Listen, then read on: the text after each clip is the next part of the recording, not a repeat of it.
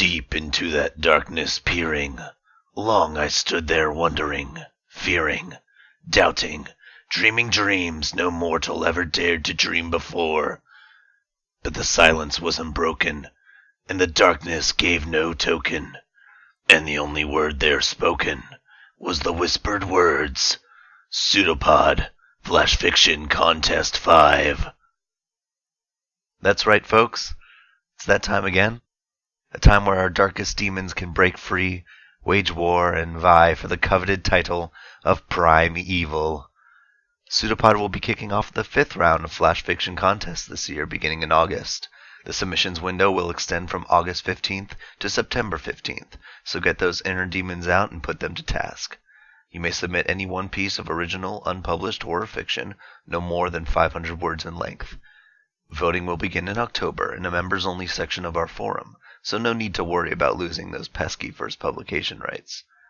For more rules, regulations, fine print, and other ancient horrors, head on over to forum.escapeartist.net. We look forward to reading your stories, and we know they're true. True horror is not actually seeing something approach. It's woohoo! Boogity, boogity, boogity. Did I scare you? No? Well, this might well do better. We are a horror podcast, so please beware.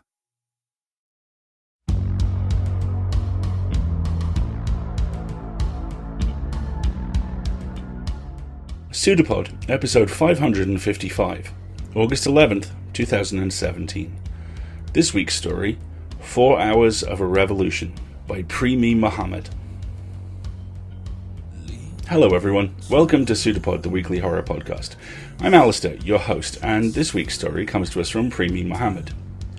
We've got some stuff in the end cap, which Premee's talked about regarding the origin of the story, but I'm going to concentrate here on her bio. She's an Indo-Caribbean scientist and spec-fic writer based in Canada. Her work has been published by Nightmare Magazine, Martian Migraine Press, Third Flatiron Press, and others. She tries to post thoughts and discussions on her website at premeemohamed.com, and she will be writing a bit about this story as well as upcoming stories and any novel news there. Your reader for this story is my dad, and reasons will become very apparent very fast as to that, most of which involve the words buttery English man vocals. For those of you that don't know, Ian Stuart is one of our most frequent flyers. He has read, I think at this point, for all 4 of our shows. And as well as a career as an English teacher, he is also coming up on, I believe, 22 years as a ghost tour guide, guiding brave tourists around the haunted, busy streets of York. He also has a poetry collection, his first ever, coming out in October. And, like I said at the top of the intro, he's my dad. So, get ready, because we have a story for you. And we promise you, it's true.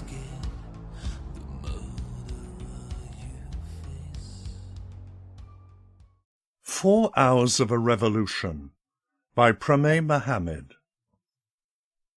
Rebels, like vampires, prowl by night, sleep by day. They are short on everything in the besieged city: bullets, socks, soap, bread. But mainly they are short of sleep. For they fight under starlight, hide under sun in secret places. And yet their enemies are most vulnerable at night, when, like all good civil servants, they retire to their houses and lock their doors. Until they swap schedules, neither side will eliminate the other. So the revolution is easy enough to find as I whisper up the wall of the apartment complex, slide under the half-inch of space left by the open window. They will not open it further, even though the little boarded-up living room is intolerably hot. As it is, they sweat profusely in their sleep, even the lucky few shaded by the walls. One has, deliberately, I assume, curled up in an armchair under a poster reading, "Punk isn't dead, but it was up awful late last night." On the poster, 2 men sleep in a train seat, cartoonishly rendered in hot primaries on a black ground. The rebel in the armchair echoes their pose, but instead of a tired friend, she cradles a stolen police rifle, its distinctive silver finish oversprayed with matte black paint. the camera blocked with a glued-in coin. The police carry them proudly, counting on the reflected glare to carry their message far ahead of them. The rebels carry them only at night, counting on stealth. It is this girl, Whitaker, in the armchair, in this war, that I am here to claim, in due time, as is her right and my duty. For I am death. War, we joke, is very good for business. It is a joke because we must deal with both sides, or all three sides, or at least on one memorable occasion all six. No alliances were made between the infuriated families, as it so happened, and the souls of all those disparate enemies were still swiping at one another as we bore them off. This is another joke, which I first heard 1,000 years ago. The lathered courier arrives at the palace all aflutter, and drops to a knee to deliver his desperate message. "Highness, Highness, the peasants are revolting." "Oh, yes," says the king, lifting a scented handkerchief to his nose. "I know. But were you not tasked with bringing me news?" Whitaker is young, and I think a typical rebel, or anyway typical of the revolutions I have seen. When war descended like a guillotine blade separating the body of the populace from its head, she was already on the blade, all unaware. I have known of her since the moment I arrived in this doomed city. Orphaned young, a child of the street, swindling, stealing, cajoling, cousining, switching loyalties as easily as she swapped her nail polish, prepared for whatever would find her food and shelter for even so long as a single day. Now she has found, though she does not know it, the people at whose side she will die.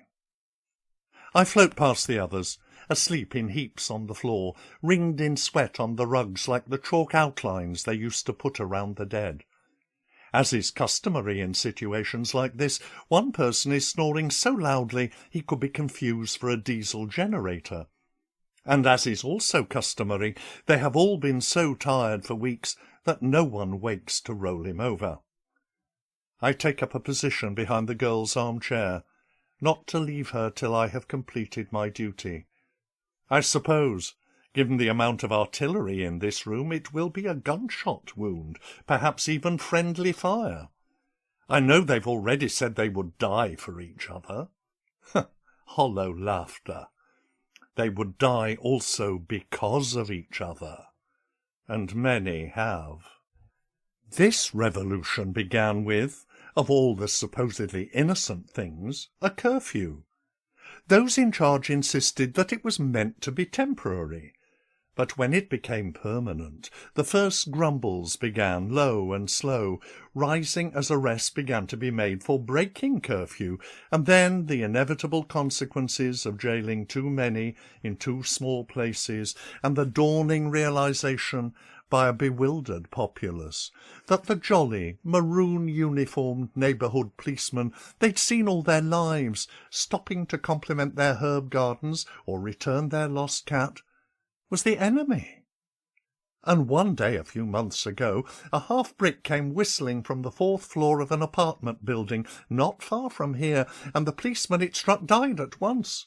In my arms he opened his eyes in shock, uttering as we flew away only 2 words. "That hurt!"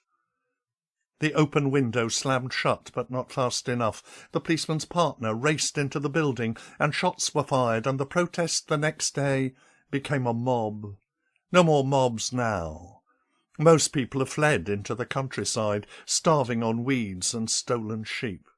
The remainder are unable or unwilling to leave, cruelly abandoned by their families with a note and a few spare oxygen tanks, or, like this little troop, determined to stay and fight. The first thing they did when they arrived at this hideout was sweep it for microphones, cameras, watchbugs, booby traps, anything the enemy might have installed. The second was to loot it to the bones, of course. There are 12 of them. They're hungry. They've been hungry for months. You can't shoot if you don't eat. exclamations of pleasure as they distributed clothing from dressers and closets, a dozen shameless apostles stripping in front of one another, fresh white underpants and socks, trousers and skirts pinned in place around waists that were by now mostly pelvic bone. And from the back of the closet Whittaker pulled a tremendous ancient thing, perhaps a costume, a glittery red ball gown.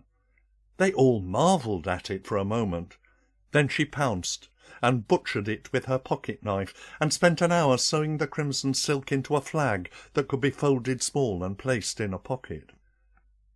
I hope she gets a chance to wave this flag before she dies, though of course we are not supposed to hope anything. But I am a very old death.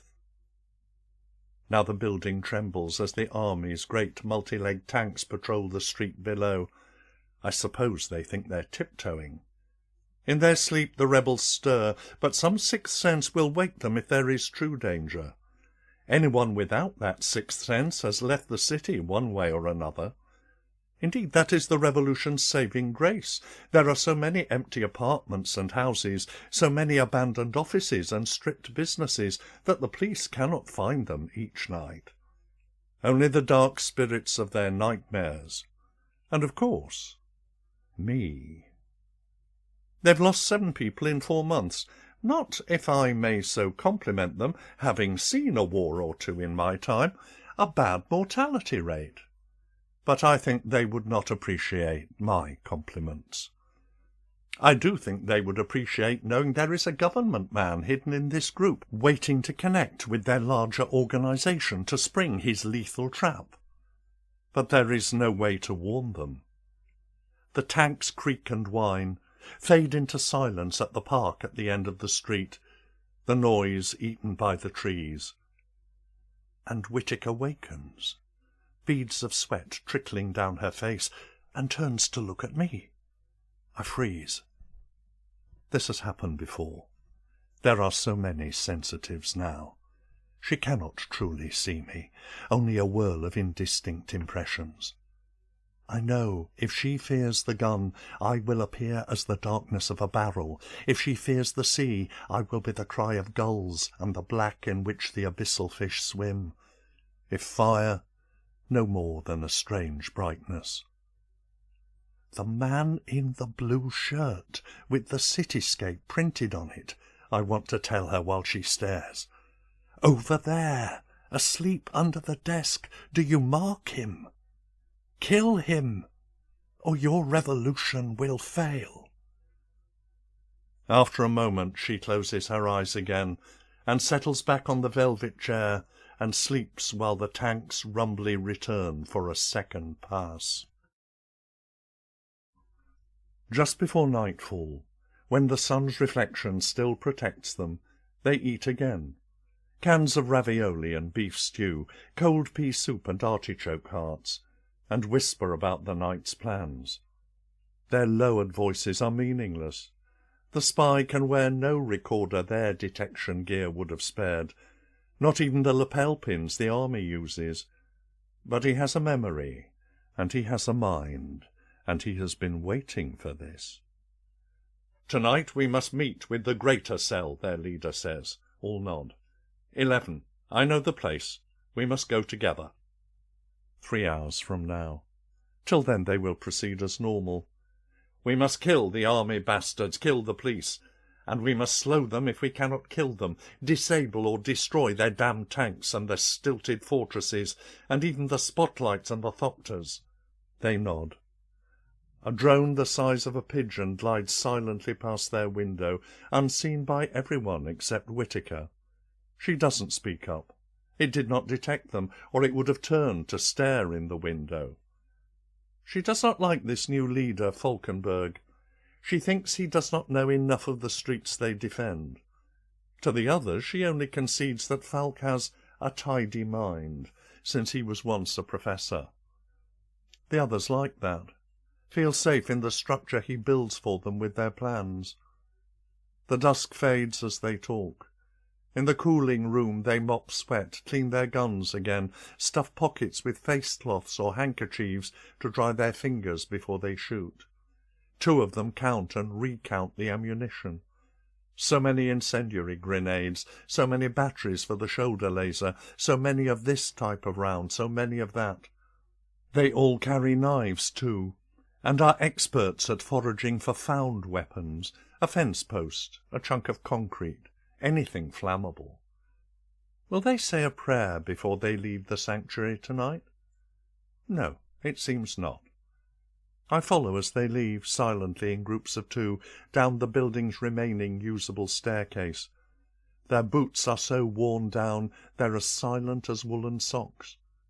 Not like the army, not like the police, who herald their arrival with the faraway metallic ringing of reinforced nano-ceramic soles, the stuff of bulletproof vests.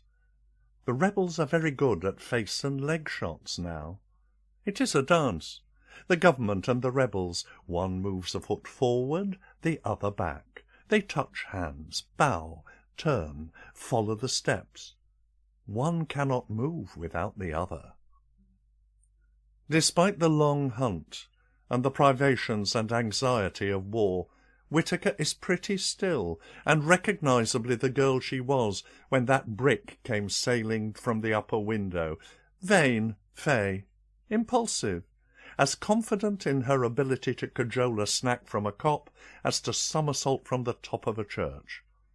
With her clippers long gone, her precisely maintained lifelong flat top has become a soft, ragged black cloud, somewhat longer at the sides, from constantly being crushed beneath a hat.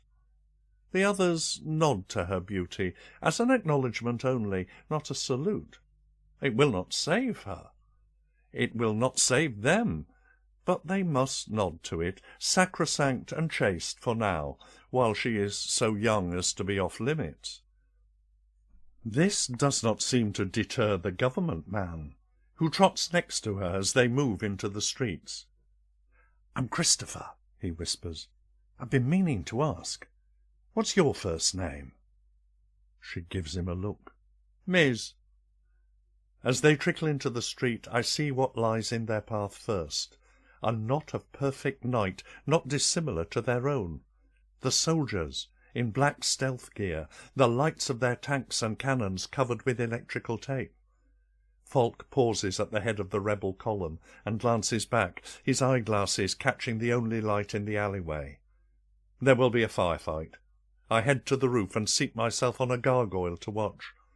Perhaps I will be needed in a minute. Perhaps not. The first hit goes to a rebel, their sniper. She was not aiming at the troops. A moment after the rifle crack, the support strut under the main cannon gives way. Curses and cries of dismay drift down the street like smoke. The rebels show their teeth in the darkness, not quite smiling. It was worth giving away their position to decommission the big gun, which could have brought down the entire building.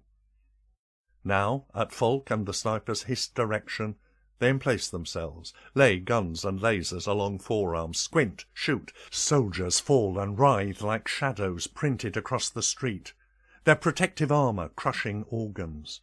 I scan the skies for their deaths. See nothing. Oh well. The brawny old man, with them for the last month, has fallen. Whittaker slides his grenade belt from beneath the body and joins the sniper on the rooftop.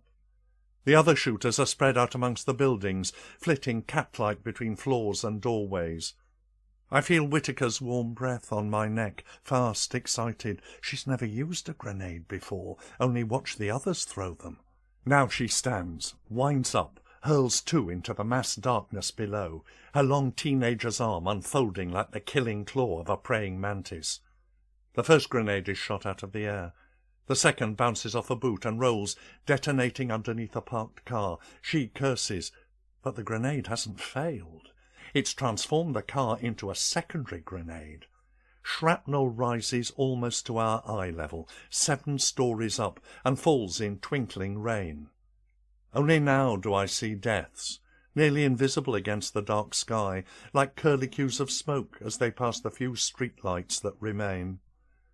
We nod to each other professionally, as the soldiers' souls are gathered into arms as soft and nebulous as feather coverlets. The soldiers gather their wits, return fire, pocking the building's facade. Fragments of gargoyles plummet. The soldiers dodge bulging stone eyes, razor-edged horns. One of the rebels drops, the cigar-chewing man who never gave a real name. A contingent of soldiers is dispatched to capture him, but they're mowed down by rebel backup, invisibly perched atop a wrought-iron fence with a semi-automatic pulse rifle. The red light illuminates pools of blood, as dark as ink. Whittaker nods to the sniper, and they flow down the stairs to rejoin Falk and the others. "We're behind schedule," someone says. "We need to cross half the city." "We'll make it," Falk says. No one seems to see Christopher emerge from his foxhole, pale face smeared with someone else's blood, perhaps even one of their own, his thin lips overpainted with it, into a friendly red smile. They skip across the city like a thrown stone, keeping to the shadows, leaping to rooftops and over fences as needed to avoid patrols. It is not, as their previous leader stressed, that they wish to overthrow and take over the government. It is that reasonable government must be installed, and until this occurs, the war continues. A long and unfunny joke, a joke of months' duration, with so few people left in the city to be governed. Should the army and police throw down their guns, and the dictator in her castle relinquish all power, the new government's subjects will consist almost entirely of revolutionaries.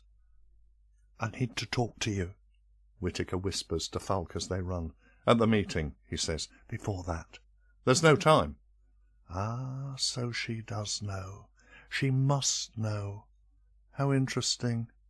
Christopher is running at her side, a wheezy lope, flakes of dried blood fluttering from his face. She effortlessly speeds up to lose him. Their meeting is, of all places, in the old City Hall, abandoned 40 years ago when the new building went up downtown. This one is too close to the river, and is no fit seat for government. Crusted with moss and ringed with black mould, usually half submerged, stinking of mildew, disdained even by the city's big silver rats, who hate to be flooded out. Only cockroaches survive here, and they flee the rebels' lights as the troop creeps through the outflow's brick tunnel, dry in the summer heat. I take the point position, watching for movement behind us. Nothing but the things with antennae, who defiantly watch me back. Christopher has fallen behind in the tunnel, is surreptitiously writing on his phone, the light of its screen hidden inside his blue shirt, so that he seems to walk in a bubble of ocean. The leader of the main cell and the others wait in the upstairs hall, former home of visiting dignitaries, weddings, awards ceremonies, former home of the ignorant and rich. Whittaker's cell is late. They cross the rich, crumbling carpet and find seats on the piled desks that ring the room. In the centre is a heap of debris, cinder blocks, tarps, discarded timber, broken furniture, surrounded with an elaborately carved door, saved from the warping mould on the first floor. The ancient chandelier above this rubbish throne awakens, feebler than the moonlight entering through the perforated glass dome. The hall slowly becomes a place of golden and flickering shadows. A small man, this must be the one who leads the leaders, climbs the heap and balances on the door, cradling a painted police rifle in his arms. He is brown and freckled, beard still dark, hair the kind of mixed salt and pepper that looks nearly blue. "We have sentries at all the cardinal points, at every entrance below and above ground," he says, his tone casual, as if he is informing meeting attendees where the washrooms are. "Your cell leaders have been briefed on escape route should we be discovered. The—" "Falk!" The girl is whispering again. I drift closer to listen, unable to stop myself. "We've got a rat." "Who?" I can't tell you. He's here." "What?" "I said he's here." She cannot lower her voice any more at this volume. No one could hear her except for me. Falk isn't paying attention anyway. The little man on the door is still speaking. "Call him out," she urges. and it seems that she has his attention now. Christopher, a few seats down, is staring fixedly at the heap of rubble, sweat trickling down his face, rehydrating the blood that drips onto his shirt.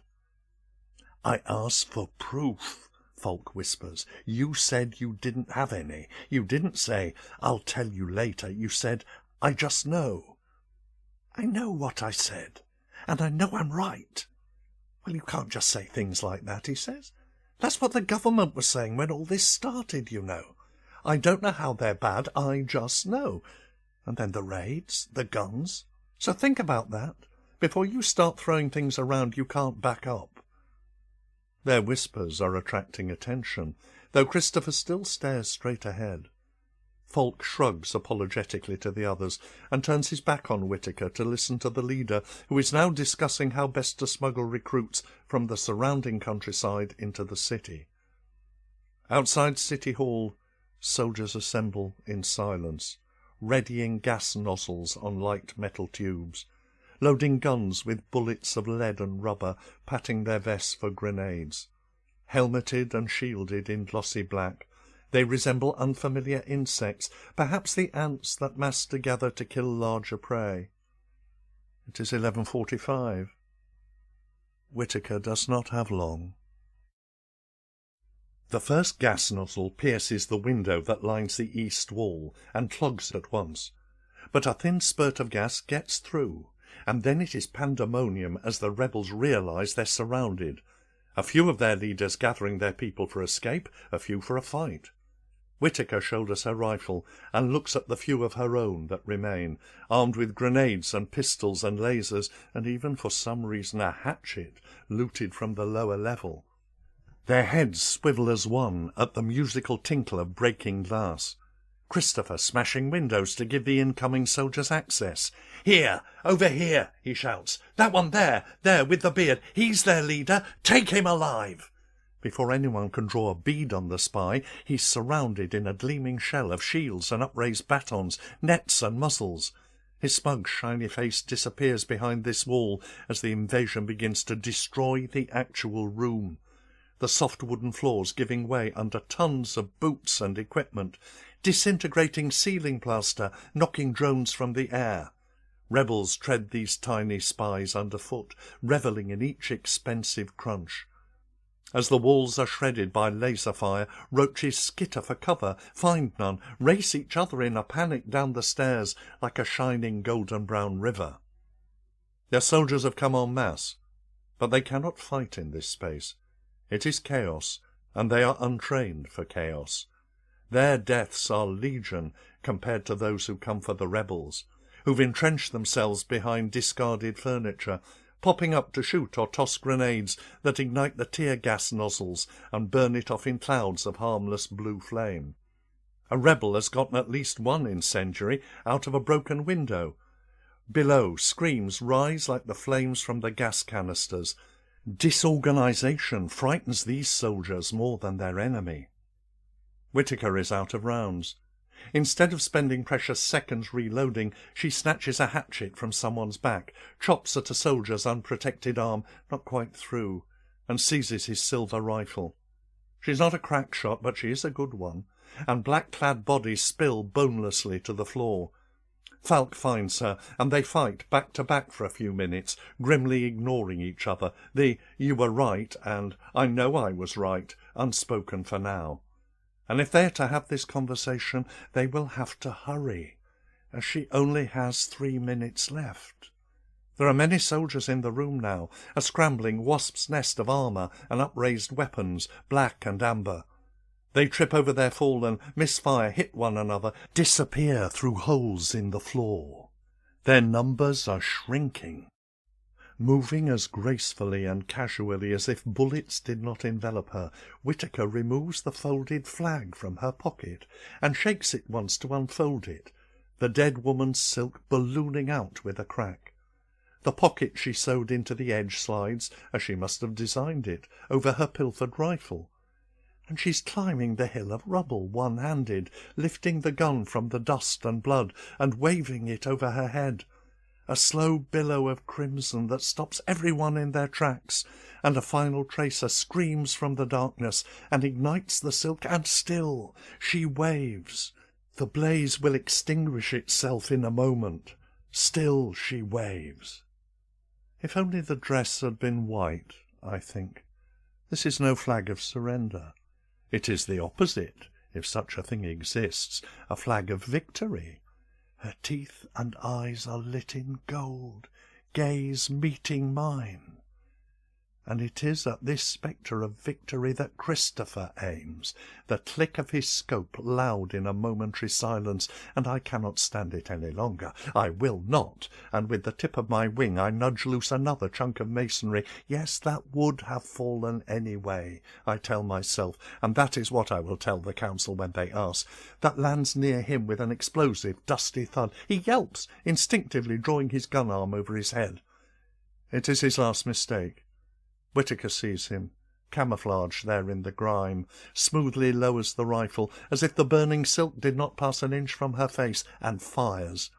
His face vanishes in a puff of blood, and I catch his soul a moment later, my claws clacking against his deaths. Our eyes meet in a moment of embarrassed suspicion. I must brazen this out. "This is mine," she whispers, stroking the soul's forehead. He looks up, sees her, screams. I ignore him. "Madam, he is mine," I say. "The council must have made a mistake. It has happened before. There are many of us tonight, as you can see." "Yes," she says uncertainly. "All these lives on a razor's edge, I suppose. Could be some confusion, sir?" I do not break my gaze. And finally she shrugs, floats off, her wings wafting a scent of rot and black currant. In my arms the spy's soul is heavy, the leaden weight of guilt, so that he does not even thrash or seek to escape my embrace, as I rise with him into the coolness of the night. Below, Whitaker's face is upturned for a moment only. Then she frees her rifle from the smouldering remains of the flag and walks off into the darkness.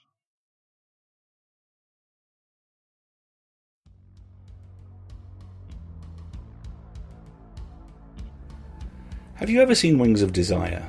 If not, you really should. It's a very gentle, very strange European movie that, along with Far Away So Close, its sequel, tells the story of the angelic community of Berlin before and after the fall of the wall. These are romantic, mannered, haunting, occasionally stilted movies which are shot through with images that will stay with you long after the movie itself has finished. Also, while you're in the neighbourhood, or oeuvre, depending on your point of view, of the splendidly named director Wim Wenders, please check out Until the End of the World. It is his vastly ambitious, multi-hour, multi-continent, pre-millennial science fiction movie, and nothing looks or moves like it before or since its production. But today it's all about the angels. You see, there's a moment in Wings of Desire where the lead character walks through a library, and we see that library from the angels' point of view. A dozen humans, all with their guardians either watching over them, chatting, quietly pointing something out, or simply being present. I've got 5 years distance and counting from my Catholicism. I don't miss Mass in the slightest, and I am far more at peace with the ethical and compassionate framework that my time in the church gave me, 5 years into being able to modify it to my own rules. But that sequence, the idea presented here too, not just that we're never alone, but that the creatures that watch us are very far from infallible. I find that oddly comforting. Everyone has off days. Even this version of death. And a bad day for death is a good day for us. Unless you're the alternate victim, of course. Horrific? In implication and execution, certainly. But in tone, this story made me smile. Although I have to say, my dad does make a worryingly good angel of death. Moving on, we rely on you to pay our authors and cover our server costs, so if you like this story, please go to pseudopod.org and click on Feed the Pod. There you'll find two options. One is to subscribe for as little as $5 a month, the other is to donate for as much as you want. You are our single source of income. Without you, we don't function. It's really that simple, and we always need more help. So, if you find each of those options work for you, fantastic. Otherwise, we also have a Patreon, and we'll make sure that the link goes in the show notes. The advantage to the Patreon is when you pledge to that, we put up regular non-fiction audio content, and I know there's some of that coming very soon, because I recorded it on Tuesday. If you're a storyteller, you need to check out Archivos, a new story mapping and development tool from WonderThink Studios. Archivos provides storytellers with a unique opportunity, the chance to actually see the network of interaction between the story elements of their settings. Through Archivos' interactive narrative maps, storytellers can discover and explore the patterns and structures that illuminate their stories. Archivos even allows you to share those maps with your readers, providing an utterly unique and compelling format for fan engagement. Archivos really is the story mapping and development tool for today's storytellers. Learn more about Archivos at www.archivos.digital. That's ARCHIVOS.digital. Archivos. Your stories illuminated. We'll be back next week with Evitative by B.C. Edwards and read by our own Danny Daly. Then, as now, we will be a production of Escape Artists Incorporated and released under a Creative Commons Attribution, Non-Commercial, No Derivatives license. And we leave you this week with this quote. Each one creates his own world within his own vision and hearing. He remains a prisoner in it. And from his cell, he sees the cells of others. See you next week, folks.